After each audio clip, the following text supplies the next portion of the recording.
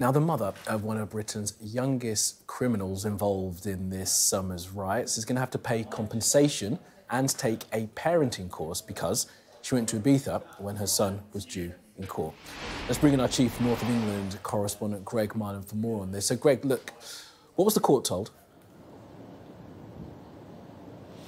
Well, first of all, the mother of this young boy was brought before the judge to answer for why she wasn't here last Monday when he should have been sentenced and instead was on holiday in Ibiza. She said it hadn't been made clear to her how important it was for her to be at that hearing. She was asked by the judge what she thought of that decision now. She said not very much. She said, was it a good decision? She said no, not really. And she accepted that she needed to be accountable. At the end of everything that happened today, she was ordered to take that parenting course and to pay compensation to some of the victims of the disorder that day, tantamount to the amount of money she spent on that holiday. It was referred to in court. As for her son, the judge said to him, 12 years old, that if he'd been carried out this kind of violent disorder as an adult, he would have been looking at 4 to 5 years in prison. As it is, he was given what's called a referral order.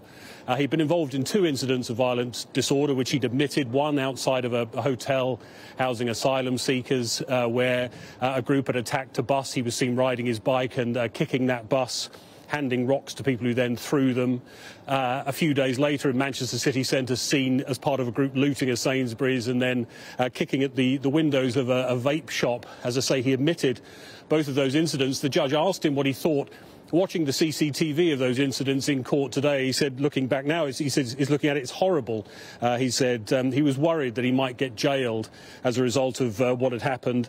He admitted that he had suffered racial abuse, thinking about those asylum seekers, and he said it made him really sad when he suffered it.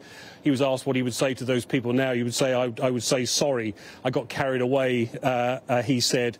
As I say, he has been given a referral order, so he avoids custody, that punishment also to his mother, that compensation that she will have to pay. And the judge saying to that boy at the end of the hearing, this is the biggest chance you are ever going to get in your life to put things right. Wow. OK, Greg, for now, in Manchester, thank you for that.